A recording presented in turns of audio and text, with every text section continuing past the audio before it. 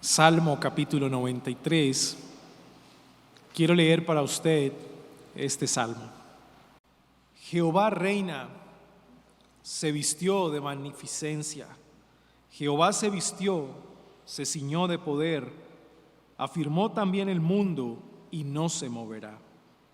Firme es su trono desde entonces, tú eres eternamente. Alzaron los ríos, oh Jehová, los ríos alzaron su sonido, alzaron los ríos sus ondas. Jehová en las alturas es más poderoso que el estruendo de las muchas aguas, más que las recias ondas del mar. Tus testimonios son muy firmes, la santidad conviene a tu casa, oh Jehová, por los siglos y para siempre. Amén. El título del sermón en esta noche es Jesucristo, el Rey eterno. Jesucristo, el Rey eterno. Y la razón por la cual he titulado el sermón de esa manera es porque creo que la verdad que está comunicando el salmista en el Salmo 93 es que su Dios, Jehová, reina. Es esa la declaración. Jehová reina. Y pudiéramos pensar nosotros, ¿qué preguntas le haríamos a esa declaración? ¿Qué más queremos saber del hecho de que Jehová simplemente reina? Ya está, eso es todo. Él reina. Pareciera que la audiencia que recibe el Salmo 93 necesita un poco de explicación respecto a eso. Y lo que vamos a encontrar en el Salmo 93 es la explicación que da el salmista acerca del reinado de Jehová. Y lo va a explicar describiendo ese reinado en tres atributos o tres virtudes del mismo Dios, y esa va a ser la manera como nosotros vamos a desarrollar el bosquejo. Número 1, el gobierno del Rey eterno, versículo 1 al versículo 2. El gobierno del Rey eterno. Número 2, el poder del Rey eterno, versículo 3 al versículo 4. El poder del Rey eterno. Y número 3, la inmutabilidad del Rey eterno. La inmutabilidad del Rey eterno, versículo 5. Tres virtudes: el gobierno, el poder y la inmutabilidad. ¿De quién? De Jehová, que Él simplemente reina. ¿Quién iba a pensar que en esa declaración tan corta, Jehová reina, haya una explicación teológica al respecto? Y no solamente una explicación teológica, sino unas implicaciones prácticas para el pueblo de Dios. Es decir, la comunidad judía que recibía el Salmo 93 debía preguntarse: ¿qué aplicación trae el saber que mi Dios que reina gobierna todas las cosas? ¿Eso en qué me aprovecha, en qué me edifica? O número 2, pensar en el hecho de que mi Rey es poderoso para gobernar. ¿Qué implicaciones tiene eso para mi vida? O 3, saber que mi Dios que reina nunca cambia, es inmutable. ¿Y eso cómo impacta mi vida? Bueno, pues eso es lo que vamos a pretender hacer en este sermón. Vamos a tratar de desarrollar el sermón en estos tres encabezados, finalmente conectarlo con la persona de Cristo. De ahí mi título, Jesucristo, el Rey eterno, para que por último podamos ver las implicaciones o las aplicaciones subyacentes de esas tres encabezados del Salmo 93. Querida iglesia, les tengo una noticia: Jehová reina. Número 1, el gobierno del Rey eterno. Dice el salmista: se vistió de magnificencia. Jehová se vistió, repite la primera línea, se ciñó de poder, afirmó también el mundo y no se moverá. Y la primera pregunta que le hacemos al Salmo es: ¿qué quiere decir la expresión se vistió de magnificencia? Y si nosotros recordamos el capítulo 6 del profeta Isaías, él habla de que aquel que está sentado en el trono, sus vestidos llenaban el templo. Y claro, es una expresión un tanto metafórica para expresar que nuestro Dios tiene los mejores vestidos porque es el más grande y el más hermoso de todos los reyes. Eso era lo que significaba. Entre más grande y más pomposo era el vestido del rey, mayor majestad tenía el rey. Y cuando Isaías en el capítulo 6 describe así a aquel que se sienta en el trono tras la ausencia del rey Usías, tras su muerte, queriendo comunicarle al pueblo que el verdadero rey que siempre ha gobernado y ha sostenido Israel, nunca ha dejado su trono y es grande sobre todos los reyes porque sus vestiduras llenan toda la casa. De la misma manera, el Salmo en el capítulo 93 expresa la idea de que mi Dios que reina es el más hermoso y el más grande de todos los reyes. En otras palabras, Él es el Rey de reyes. Y Él gobierna desde la creación del mundo. Mira la expresión, se ciñó de poder. En Jeremías capítulo 1 versículo 17, Job capítulo 38 versículo 3, Isaías capítulo 11 versículo 5, Isaías capítulo 45 versículo 5, se repite la misma expresión, se ciñó, cíñete, queriendo expresar que Dios trabaja y Dios juzga. Es decir, nuestro Dios está al control de todo lo que sucede, no está dormido. Ceñirse es vestirse. Es tener la armadura bien puesta, es estar listo para pelear, para batallar o para trabajar. La idea que quiere comunicar el salmista es que el Dios que reina sobre todos los reyes, Él siempre está listo. Absolutamente nada se sale de sus manos ni de su control. Nada, ni el más mínimo detalle, todo, absolutamente todo está bajo el gobierno de Dios. Y cuando hablamos de gobierno de Dios, entonces debemos comprender el significado de la palabra providencia. Porque muchas veces creemos que la providencia es mera casualidad. Las cosas simplemente ocurren porque sí. Pero la providencia divina habla de todo lo contrario a la casualidad, habla de la causalidad. Todo tiene un propósito. Así que si mi Dios que reina y que gobierna todas las cosas, siempre tiene un propósito en absolutamente todo lo que ocurre en el mundo. Y esa providencia, lo cual quiere decir que Dios sostiene, gobierna, guía y sustenta todas las cosas, es una providencia intencional. Intencional.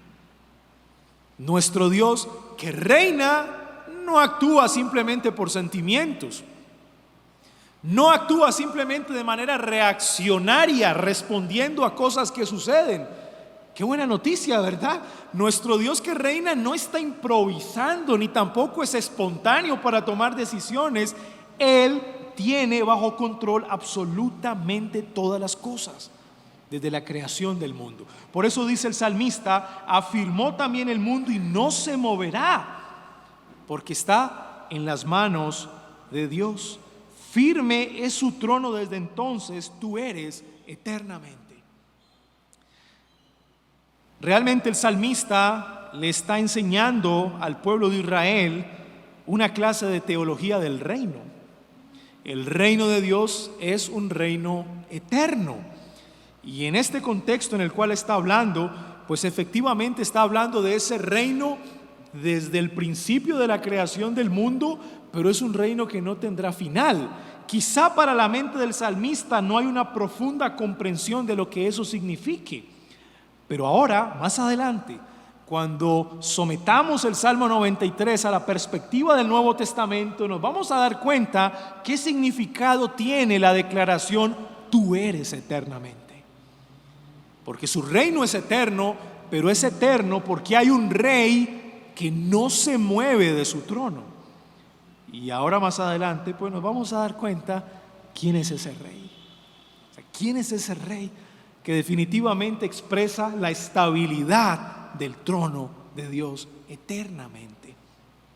Así que el gobierno del rey es un gobierno eterno. El rey eterno gobierna porque él sabe todas las cosas, porque él es lo suficientemente poderoso para tener todas las cosas en su mano. Todo. Número 2. Ese rey eterno es poderoso. El poder del rey eterno. Mire conmigo el versículo 3 y 4. Alzaron los ríos, oh Jehová, los ríos alzaron su sonido, alzaron los ríos sus ondas. ¿Qué está viendo el salmista acá? El salmista está viendo unos ríos lo suficientemente peligrosos. ¿Quién iba a entrar en un río que está de esta manera, que ha alzado sus ondas de esta manera, que alzan su sonido, que producen un estruendo? Pues es un río bastante peligroso. Quizá nadie quisiera estar en el río. Pero no solo eso, Jehová en las alturas es más poderoso que el estruendo de las muchas aguas. Miren lo que hace el salmista. Está poniendo en oposición a Dios con las aguas, más que las recias ondas del mar. En estos dos versículos, el mar es todo lo opuesto a Dios. No son amigos. El mar y Dios no son amigos. En el Salmo son opuestos. Mientras el río y las recias ondas del mar representan la agitación, la tormenta, la inestabilidad, la aflicción, el sufrimiento, los momentos difíciles, peligrosos de desastre. Por otro lado, Jehová tiene el poder para calmar cualquier tormenta. ¿Notaron el contraste? Miren el versículo 4. Ahí está. Mientras los ríos se levantan, Jehová en las alturas es más poderoso. Mientras las recias ondas del mar se levantan, Jehová en las alturas es más poderoso. Para el salmista, he aquí la presencia del Dios de las tormentas. Y el Dios de las tormentas simplemente reina. Mi Dios reina y mi Dios calma cualquier tempestad y cualquier tormenta. Pero si lo pudieron ver en el Salmo, para calmar la tormenta se requiere poder. Poder. Cualquiera no hace eso, ¿verdad? Se necesita poder. Así que el Dios que reina gobierna, pero el Dios que reina es poderoso para calmar la tormenta. Por mucho que se levanten los ríos, por mucho que se levanten las recias ondas del mar, mi Dios calma la tempestad, Él calma la tormenta. Pero número 3, el Dios que reina es inmutable, la inmutabilidad del Rey eterno. Miren el versículo 5. Tus testimonios son muy firmes. Y usted puede traducir esa palabra firmes como que no se mueven, no cambian. Tus testimonios no cambian. Esa primera línea ya está expresando la inmutabilidad de Dios. Y esa palabra testimonios también puede significar su palabra, su voluntad. La voluntad de Dios es inmutable. Inmutable. Él no cambia, no hay ninguna cosa que lo haga cambiar. Y me puedo imaginar, quizá para la época, leyendo el Salmo 93, a muchos judíos pensando en otras civilizaciones contemporáneas cuyos dioses en el imaginario colectivo de esa sociedad simplemente respondían a las cosas que ocurrían en el mundo, porque no tenían el control de las cosas, ni tampoco tenían todo el poder sobre las cosas, y tenían que estar cambiando todo el tiempo de decisión. Incluso sus dioses tomaban malas decisiones que luego tenían que revertir y tomar otras decisiones. Pero es que el Dios del salmista es muy claro. Este Dios no es como esos dioses. Este Dios simplemente nunca cambia. Su voluntad es inmutable y nada lo hace mover. Nada lo hace mover. Claramente el Salmo nos está dando una clase de teología propia. Esta es una clase de teología propia. Y yo creo que la teología propia o la clase de la doctrina o el conocimiento de Dios es vital para nuestro crecimiento espiritual. A mayor conocimiento de Dios, entonces mayor fortalecimiento tendremos en nuestra fe. Es como si ese Dios que teníamos en un pequeño cuadrito, el cual podíamos contemplar las veces que quisiéramos, se nos sale del cuadro y somos nosotros los que ahora estamos en el cuadro, en un pequeño cuadrito, y Él es el que nos tiene en su mano. Eso es lo que ocurre cuando tenemos un acercamiento a la doctrina de Dios a través de la Escritura. Tenemos un Dios que gobierna, tenemos un Dios que es poderoso y tenemos que es un Dios inmutable. Así que su santidad conviene a tu casa. En otras palabras, el hecho de que eres incomparable, eso conviene a tu casa. Y no traduzca simplemente la palabra santidad en el Salmo como separado del mal o separado del pecado, sino que el significado mucho más amplio de la palabra santidad en el Salmo es incomparable. Es alguien que es único en su especie. Eso es lo que significa. Que por mucho que el hombre intente comparar a Dios con alguien, y yo me puedo imaginar tratando de comparar al más incrédulo con los dioses. A ver, este Dios, ¿a quién se parece? ¿A Baal quizá? ¿A Isis, a Osiris? ¿A quién se parece este Dios? Es incomparable, o sea, el Dios de su pueblo no tiene comparación. Es lo que significa la palabra santidad. Nadie, absolutamente nadie es como Él. Nadie. Y eso conviene a tu casa. Eso conviene a tu casa. A mayor conocimiento de la grandeza de nuestro Dios, conviene a la casa de Dios. A mayor comprensión de la inmutabilidad de nuestro Dios, eso conviene a tu casa. Y ahora vamos a ver las implicaciones que eso tiene para la vida de los creyentes. Por eso, ¿cómo termina el salmista? Oh Jehová, por los siglos y para siempre. O sea, no tiene otra manera de finalizar el salmo si no es así.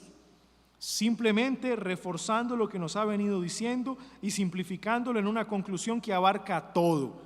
Tú eres eterno. Tú eres eterno. Tú no tienes un principio, pero tampoco tienes un final. Tú eres eterno. Querida iglesia, el gobierno del Rey eterno, el poder del Rey eterno y la inmutabilidad del Rey eterno. Yo le tengo una noticia en esta noche. Es inconcebible tratar de predicar el Salmo 93 sin pensar en nuestro Señor Jesucristo. O sea, es inconcebible. Por una razón, porque los tres atributos que el salmista le da al Dios que reina, esos tres atributos resplandecen con toda su fuerza en Jesucristo. Los mismos tres atributos. Jesucristo gobierna las cosas. Nada, absolutamente nada está fuera del control de Jesús. Jesucristo es lo suficientemente poderoso como para calmar las tormentas. Y Jesucristo es inmutable. Él nunca cambia. Leamos por favor este texto, Hechos capítulo 2. Este es un texto de entronización muy similar al Salmo capítulo 93. El Salmo capítulo 93 es un salmo de entronización, es un himno de realeza. Bueno, cuando vamos a Hechos capítulo 2, nos vamos a encontrar un relato de entronización en la boca de Pedro. Miren Hechos 2:29. Varones hermanos, se os puede decir libremente del patriarca David que murió y fue sepultado, y su sepulcro está con nosotros hasta el día de hoy. Ahí está. Pero siendo profeta y sabiendo que con juramento Dios le había jurado que su descendencia en cuanto a la carne levantaría al Cristo. Y mira el contraste, la tumba de David y el levantar de Cristo. ¿Notan el contraste? El uno fue sepultado, el otro fue levantado. Levantaría al Cristo al ungido para que se sentase en su trono. Mire que el relato de Lucas es un relato de entronización de Jesús. Jesús está ocupando el trono de David, el rey de Israel. Viéndolo antes, habló de la resurrección de Cristo, que su alma no fue dejada en el Hades, ni su carne vio corrupción, lo cual está ligado con el levantarse de la sepultura. A este Jesús resucitó Dios, de lo cual todos nosotros somos testigos del resucitado. Así que, exaltado por la diestra de Dios y habiendo recibido del Padre la promesa del Espíritu Santo, ha derramado esto que vosotros veis y oís. Ahora noten la cita en el versículo 34, porque David no subió a los cielos, pero él mismo dice: dijo el Señor a mi Señor, siéntate a mi diestra, hasta que ponga a tus enemigos por estrado de tus pies. ¿Qué es esto? Sino la entronización de nuestro Señor Jesucristo, ocupando el trono de David. ¿Pero qué significa que ocupe el trono de David? Significa que las esperanzas del pueblo estaba en que del trono de David saldría un descendiente en el cual haría permanecer el trono para siempre. Y lo que está haciendo Pedro aquí es interpretando que ese descendiente de David, que haría que ese trono fuera eterno y permanente para siempre, no es otro que Jesús. La ascensión de Cristo es la entronización del Rey de Reyes del Salmo 93. No hay otra. Cuando leemos el Salmo 93 a la luz de Hechos capítulo 2, simplemente podemos decir lo siguiente: Jesucristo reina. Y es la primera declaración del Salmo 93. Jesucristo reina. Esa es la conclusión a la cual deben llegar todos los lectores post-resurrección como nosotros. Nosotros somos lectores post-resurrección, lectores que han sido brutalmente impactados por la resurrección de Cristo. Y ese impacto es tan potente que hace que a la hora de interpretar un salmo como este, no tengamos otra opción que ver a Cristo ahí. Cristo es el Rey que reina. Pero no solamente eso, la Escritura es tan clara que nos dejó otro texto más para que nosotros nos diéramos cuenta que el Señor de las tormentas es nuestro Señor Jesucristo. Miren conmigo en Mateo capítulo 8, por favor. Mateo capítulo 8, versículo 23. Miren lo que está pasando aquí. Y entrando él en la barca, sus discípulos le siguieron. Y he aquí que se levantó en el mar, otra vez el mar, una tempestad tan grande que las olas cubrían la barca, pero él dormía. Y vinieron sus discípulos y le despertaron diciendo: Señor, sálvanos que perecemos. Él les dijo: ¿por qué teméis, hombres de poca fe? Entonces, levantándose, ¿qué hizo Jesús? Reprendió a los vientos y al mar y se hizo grande bonanza. Note que el ejemplo real de la tempestad nuevamente trae como antagonistas al mar y a los vientos. Son antagonistas. En las alturas, el poder de Jesús calma los vientos y calma las aguas. Nuevamente el mar y las aguas son antagonistas en el relato del evangelista aquí en Mateo. Ahora miren conmigo el capítulo 14, por favor. Versículo 22. Ahora esto es supremamente importante. 14:22 de Mateo. Enseguida Jesús hizo a sus discípulos entrar en la barca e ir delante de él a la otra ribera, entre tanto que él despedía a la multitud. Despedida la multitud, subió al monte a orar aparte, y cuando llegó la noche estaba allí solo. Ahora, ¿qué ocurrió? Y ya la barca estaba en medio del mar, otra vez el mar, como un participante activo, azotada por las olas, porque el viento era contrario. Mas a la cuarta vigilia de la noche, Jesús vino a ellos andando sobre el mar. ¿Entienden eso? Jesús está andando sobre un mar violento. ¿O acaso usted se imaginó la escena, un mar calmado y Jesucristo caminando sobre las aguas? Miren bien, el versículo 24.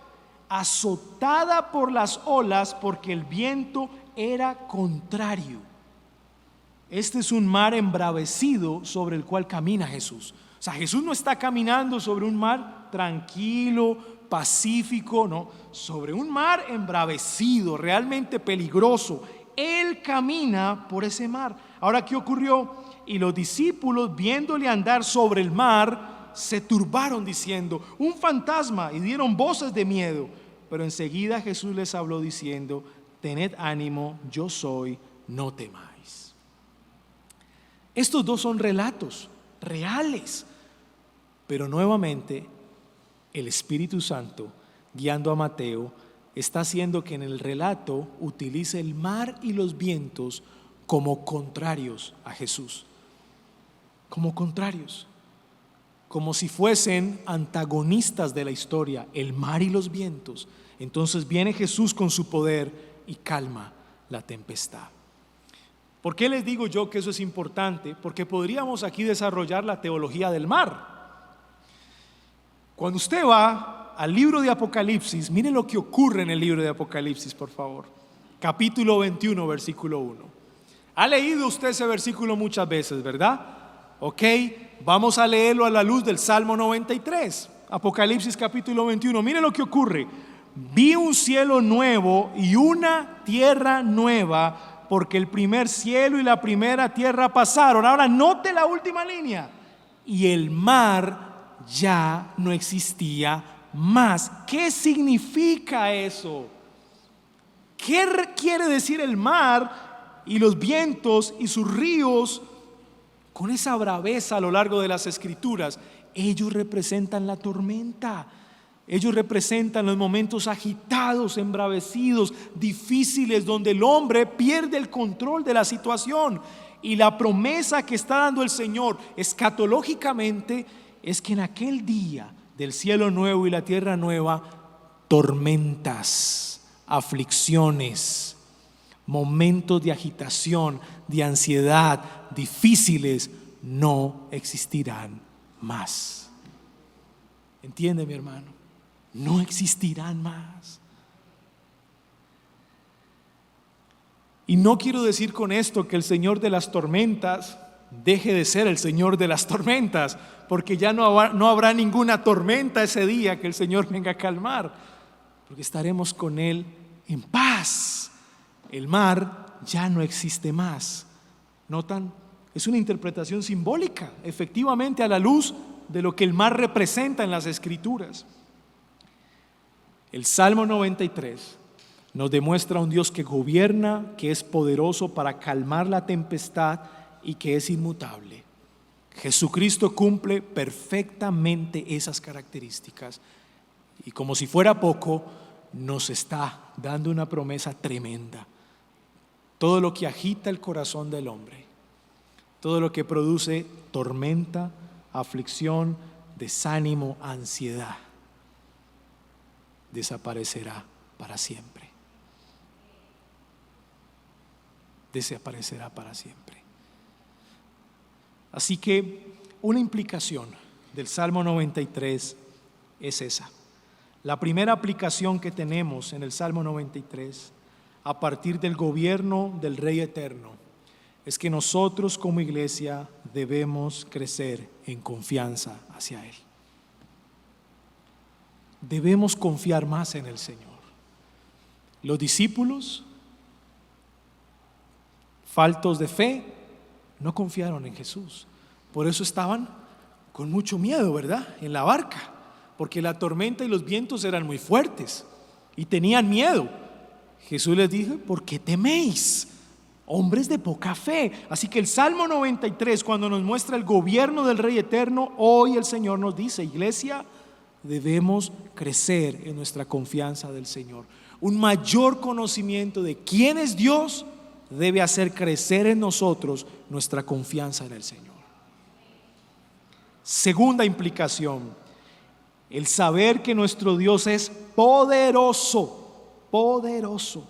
debe traer un temor reverente a nuestras vidas. ¿Qué fue lo que pasó en la tempestad? El Señor calmó los vientos y el mar. Pero ¿por qué los discípulos tienen miedo? Si ya la tormenta ha pasado, pero ellos tienen miedo. Y lo que hacen los discípulos es tratar de comparar al Señor de las tormentas con cualquier otro, pero se dan cuenta que es incomparable, que no hay nadie tan poderoso como Él. ¿A quién le temen ahora? ¿A quién le temen ahora? Ya no le temen a los vientos, ya no le temen al mar. ¿A quién le temen ahora? A aquel que calmó los vientos y el mar. Por eso tienen miedo, porque se encontraron a alguien más peligroso que el viento y las tormentas, Jesucristo. ¿A quién metimos en la barca? Cuando lo invitamos a entrar en la barca, no sabíamos a quién metimos en la barca.